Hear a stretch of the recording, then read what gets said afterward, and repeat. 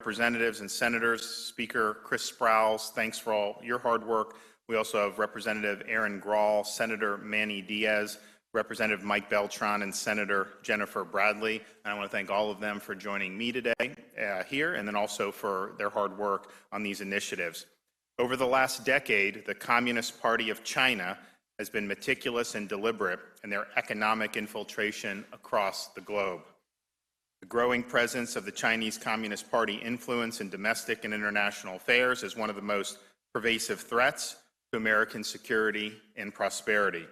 The long-term goals and interests of the Chinese Communist Party are antithetical to the basic tenets of the American Republic. The Chinese Communist Party has made it a mission of their global expansion of power to steal intellectual property from our businesses, our government, and our academic institutions, all to further fuel their global objectives. We need to take action, stand firm against the Chinese Communist Party and foreign influence and interference in American research, education, and public affairs. Today, Florida will take a leading role by proposing important steps to address past, current, and future concerns of the Chinese Communist Party and other foreign influence in the governmental, economic, and academic affairs of our state. We'll place strategic safeguards against foreign influence by closing loopholes, strengthening institutional vetting, and applying common sense protections for Florida schools, government entities, and more. To do that, we're starting with one of the primary targets of foreign influence, our education system.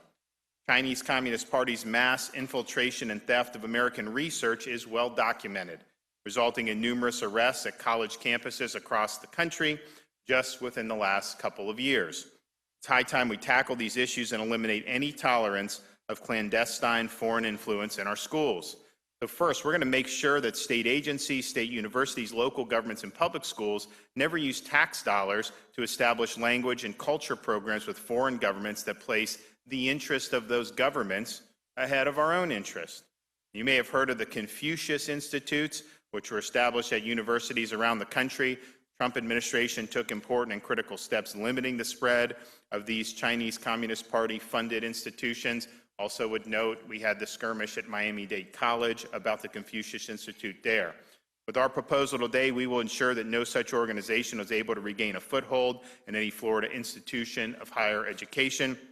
Potential risk of exposure to intellectual property theft and foreign influence is simply too great to allow them to take root in our state. Further, we will require every public institution of higher education report any gift of $50,000 or more received directly or indirectly by any foreign government or foreign person. Universities will be required to establish an international travel approval and monitoring program to add stronger vetting and needed transparency for the review of faculty, researcher, and staff academic travel. Additionally, we will put in place strict vetting and review processes for foreign applicants to important research positions.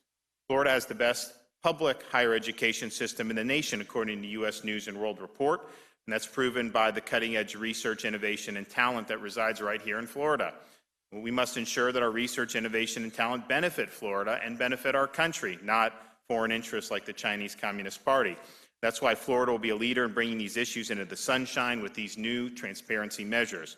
To institutions who fail to disclose or choose to conceal information required by this proposal, we are going to make sure they pay 105% of the amount.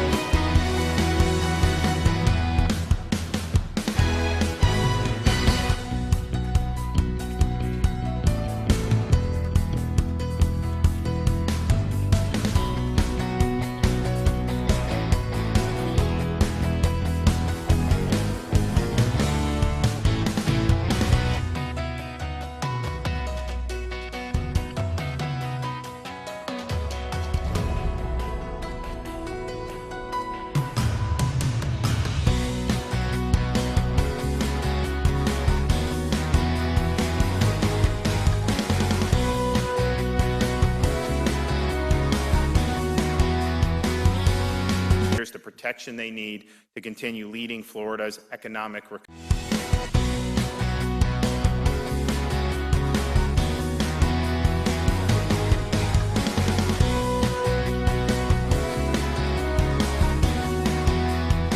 Technology and create a third-degree felony for a person who commits theft of a trade secret.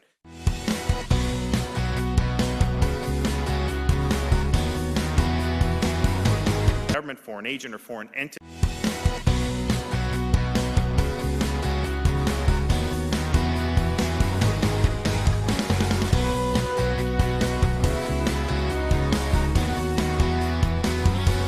For any theft they commit and any benefit received or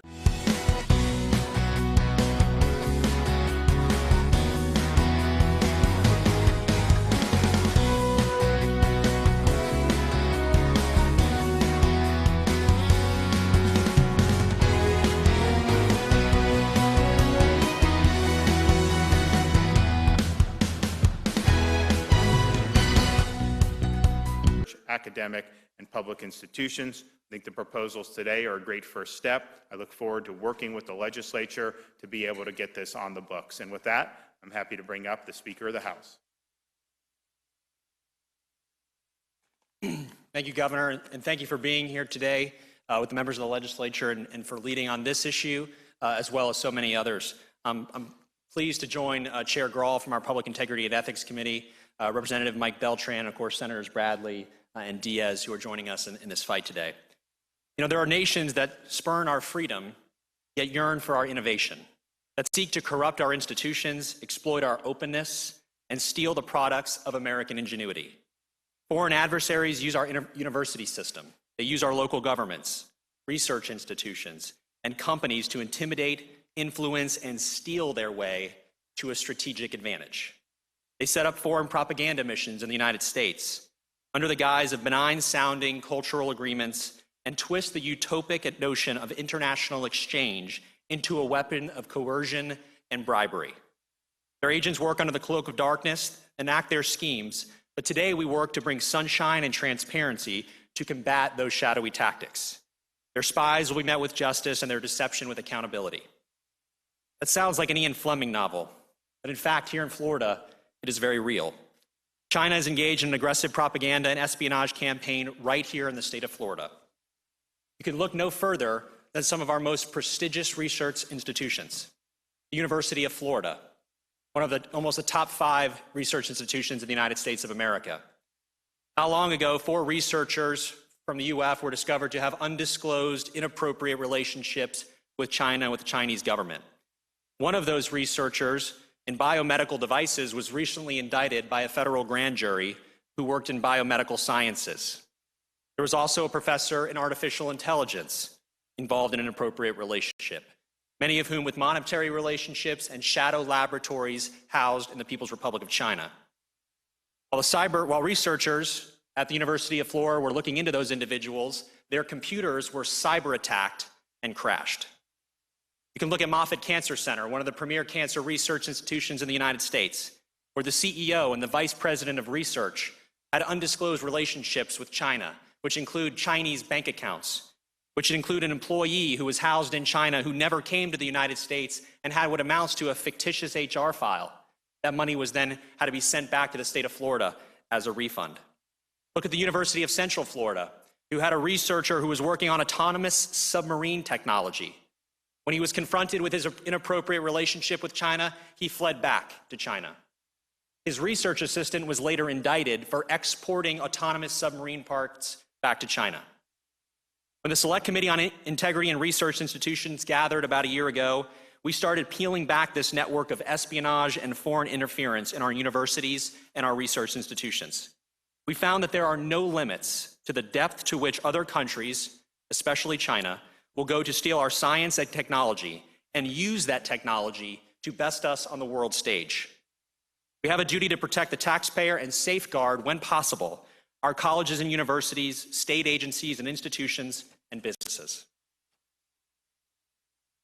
I think we will find that we have only just begun to scratch the surface of the depth of China's influence and gathering operations. We're fortunate to have a governor who understands what it will take both legislature and the executive branch, to combat the widespread and incredibly sophisticated campaign that China and other foreign nations are engaged in when it comes to undue influence and espionage. Because of the multifaceted nature of the foreign threat, we will file multiple bills this session. First, we will have the proposed committee bill out of the Public Integrity and Elections Committee by Chair Grahl, and a companion by Senator Diaz that forces disclosure of foreign donations and grants in higher education, state agencies, and local governments. Florida is known for our sunshine and transparency. No longer will foreign interests be able to hide payments through subsidiaries and front companies. Countries, most notably China, wants to exploit the openness of our academic system and accelerate their technological advancement at the U.S. taxpayer and Florida taxpayer expense. Last session, we began to strengthen transparency and disclosure of foreign influence and conflicts to protect our research integrity. This year, we are proposing increased vetting of foreign applicants for research positions and requiring monitoring of international travel related to employment in our research institutions. We're also finding that foreign nations, particularly China, have been sophisticated about the ways in which they've engaged in agreements like sister city agreements and education programs such as Confucius Institutes as both propaganda centers and ways to get their foot in the door to improperly influence people and policies and positions of influence. The committee bill will forbid government-financed agreements intended to promote the language and culture of foreign adversaries such as Syria, Iran, North Korea, China, the Maduro-backed regime in Venezuela, Cuba, and Russia. Just recently, President Biden's own pick for CIA Director, William Burns, told senators at his confirmation hearing that China's aggressive and undisguised ambition and assertiveness is the single long-term geopolitical challenge to U.S. security. We agree. The House will also consider a bill by Representative Beltran and Senator Bradley that will increase the penalties for intellectual property theft that benefit a foreign nation or a foreign agent. We will not tolerate Florida corporate espionage here in the state of Florida. The threat is real, and the challenges associated with stopping it are very real. These bills will make Florida the first in the nation to roll out our own oversight and reforms that protects our taxpayer-funded institutions from foreign interference. Perhaps it was Senator Marco Rubio who said it best just a week or so ago when he testified in Chair Grahl's committee, when he said the burden of oversight and accountability rests in our states. Florida, for that, I thank the governor. I thank our partners in the Senate for working with us to tee up this fight this session. With that, I'll turn it over to Chair Grahl, who will be running the bill out of the Public Integrity and Ethics Committee. Thank you, and thank you, Speaker Sprowls, for the honor to serve as chair of the Public Integrity and Elections Committee. I am proud to continue the work on this important issue facing our state. I'm also proud of the work we did on the Select Committee on Integrity of Research Institutions last session in uncovering the deception and influence of foreign governments working to steal sensitive information from our research institutions. I appreciate the opportunity to sponsor this critical piece of legislation to increase transparency in our universities and government from foreign donations and persons. Make no mistake, there are foreign governments and companies that want to steal our research and secrets and do us harm. They have developed elaborate layers of front companies and groups to hide their true intentions. Our bill will require three main things. Institutions of higher learning, public agencies, and political subdivisions will disclose all foreign gifts above $50,000. Any private entity applying for a state grant or contract will disclose whether they are working with specific countries of concern. And it will prohibit state agencies, political subdivisions, public schools, and state colleges and universities from entering agreements or accepting donations to promote the language and culture of Syria, Iran, North Korea, China, Venezuela, Cuba, and Russia. China recently infiltrated Moffitt Cancer Center to hijack research that was funded by U.S. taxpayers. It was found that China paid top Moffitt officials and scientists who violated Moffitt policies and federal grant guidelines by refusing to fully disclose their personal payments and bank accounts in China. Recently, a former University of Florida professor and Chinese national was indicted for lying to federal investigators looking at his non-disclosure of his China interests when he obtained $1.75 million in federal grants. The professor was secretly supported by the Chinese government and a Chinese company that he founded to profit from the stolen research. Also, 2019 U.S. Senate report found that nearly 70% of U.S. schools that received more than $250,000 from a propaganda arm of the Chinese government failed to properly report that information to the Department of Education. I too believe we are just scratching the surface of what is out there. Florida is taking bold steps to protect our institutions from countries that do us harm, and I appreciate the opportunity to be part of that fight. I would like to welcome Senator Diaz to the podium, as he will be our Senate companion, and I look forward to working with him on this important bill. Thank you, Chair Graw, and I really look forward to working with you on this great piece of legislation. The problem of foreign theft of intellectual property and infiltration of our universities and companies is a serious and growing issue. I'm pleased to join my colleagues here today to talk about Florida's plan to stop foreign espionage, theft, and influence. Our state is under attack by foreign governments and front companies. Make no mistake about it, we have been too trusting in our attitudes towards cooperation, and they have taken advantage of us. As Chair Graw outlined, we demand more transparency for foreign donations. If an institution fails to disclose this information, they're required to pay a civil penalty of 105% of the amount of the undisclosed gift from non-state funds. It would also authorize the Attorney General or the Department of Financial Services to pursue civil action to enforce the provisions. Today's legislation exposes how countries steal taxpayer-funded research and ideas and try to influence our academic institutions. We are finding that nations are very sophisticated about using agreements with higher education institutions as propaganda centers and ways to influence our decisions. An example of that was mentioned by the governor with the Confucius Institute. Florida is putting America's adversaries on notice. Your interference and influence will not be tolerated here. And again, I look forward to working with Chair Graw on the Senate version of the bill that I am sponsoring. And next, I'd like to bring up Representative Beltran.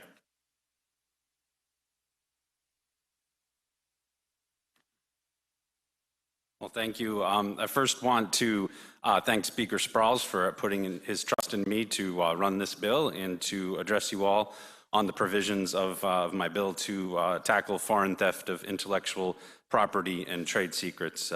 Here today, we're demanding accountability to protect corporate assets from foreign spying. The legislation I filed is going to do four things. First, it's going to modernize the trade secret theft crime to expedite enforcement and simplify litigation of that. Second, it's going to create a trafficking in trade secrets crime. It'll be a second-degree felony for any person who traffics or attempts to traffic in trade secrets that person knows or should have known were stolen. Third, it will increase penalties for theft or trafficking in trade secrets if the crime intends to benefit a foreign government or entity. And last, it will allow a court to provide injunctive relief to prohibit improper use of a trade secret and even require affirmative actions to protect that trade secret or require the payment of a royalty in order to compensate for that theft. We will not, in Florida, allow foreign governments to steal our intellectual property or our trade secrets or our innovation. And the exchange of intellectual property demands a bargain for exchange where we're compensated for that, not a one-way theft of trade secrets. Next, I'd like to welcome my Senate partner, Senator Bradley, to the podium. Thank you.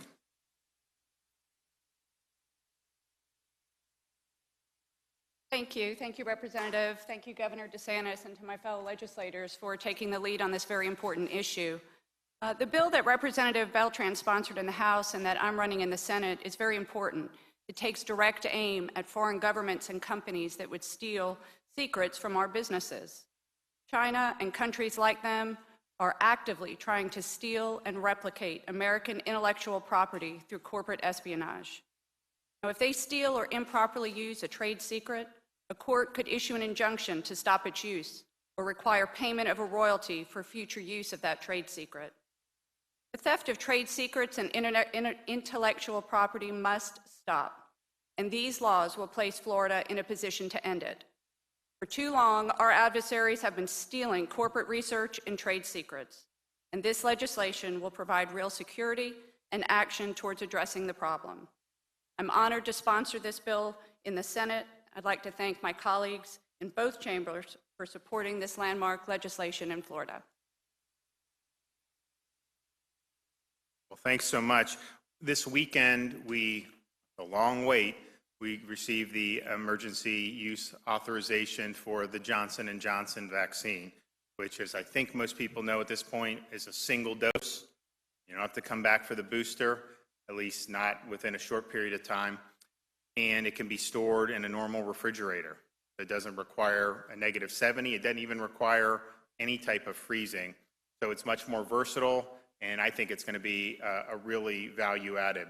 We don't know for sure whether we will definitely get it this week, but we think we probably will.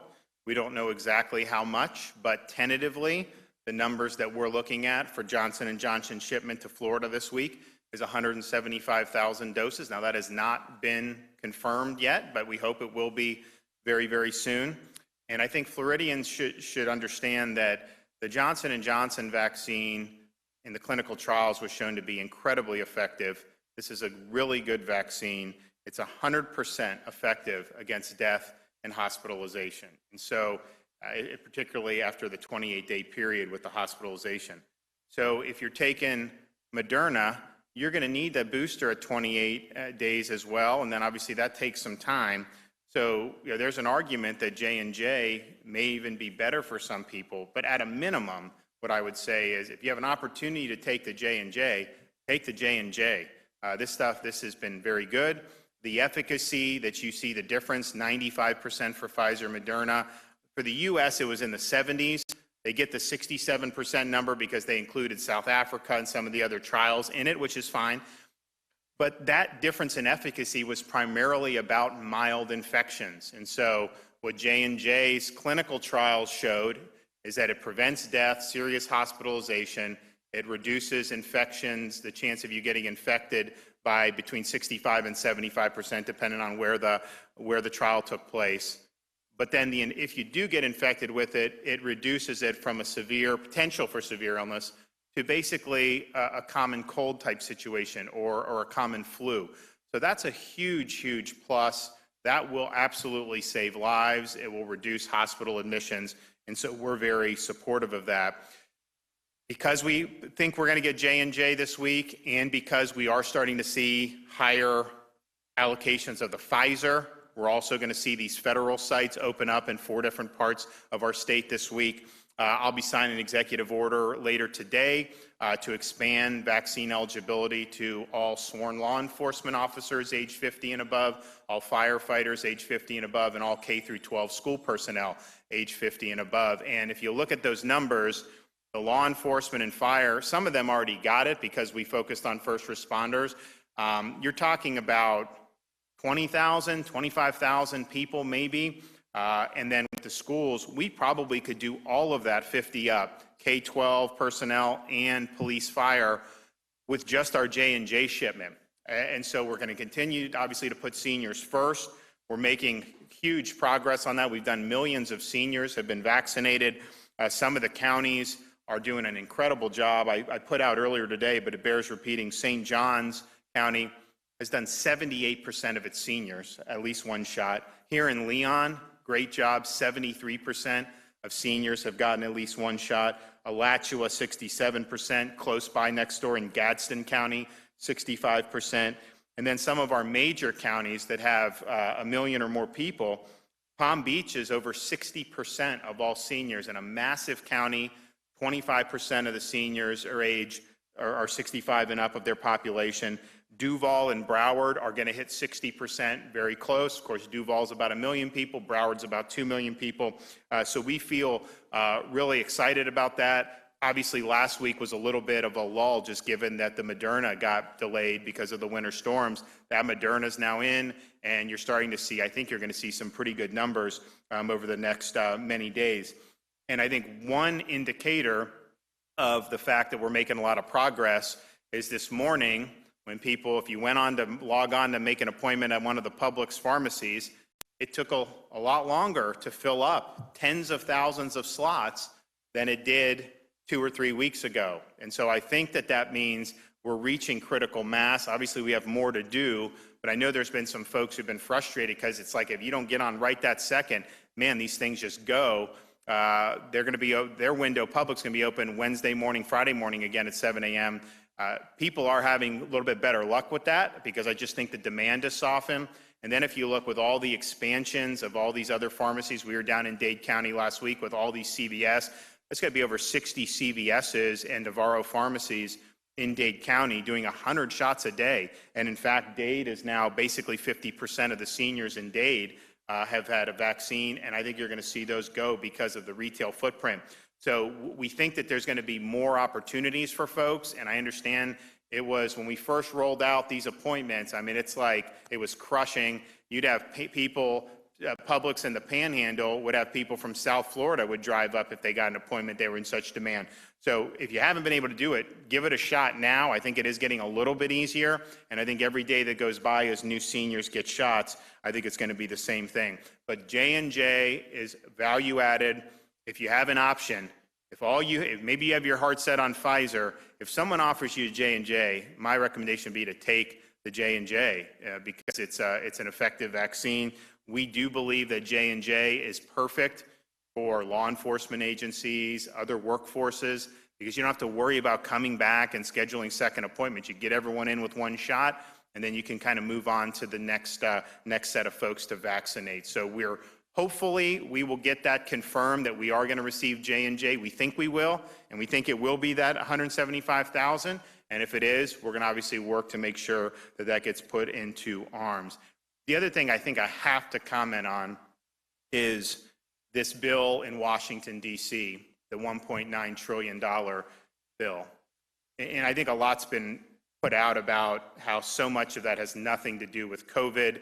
I think in some respects it's kind of Washington at its worst, yet again, by using this thing as a Christmas tree. But I want to focus on one part of it, and that is the money that they're sending to state and local governments. Now, typically when you do something like that, you look at percentage of the population, you divvy it up, and then you send it. So Florida, 6.5% of the population, we would get 6.5% of what you're going to do. And look, if you want to send it, don't send it, that's fine. But if you're going to send it, it should be fair. And we shouldn't be penalizing states for doing a good job. But that is exactly what this bill does. Instead of using the share of the population, they are using the number of unemployed in a state, which means states like Florida that have lower unemployment are getting penalized. States like New York and California who have higher unemployment are benefiting. They're getting a windfall of $2, $3, $4 billion. That is completely unfair. How someone in Florida would vote to penalize the state of Florida and send that money to New York and New Jersey and Illinois and California, I have no idea why you would want to do that. But as it stands right now, we would get the state of Florida $1.2 billion less than we would if they just did a straight share of the population, whereas states like New York, New Jersey, Illinois and California and Pennsylvania would get more than their share of the population. And it probably, if they keep this formula, it will probably be even worse for Florida because we firmly expect that our 6.1% unemployment rate from December is going to be revised further down.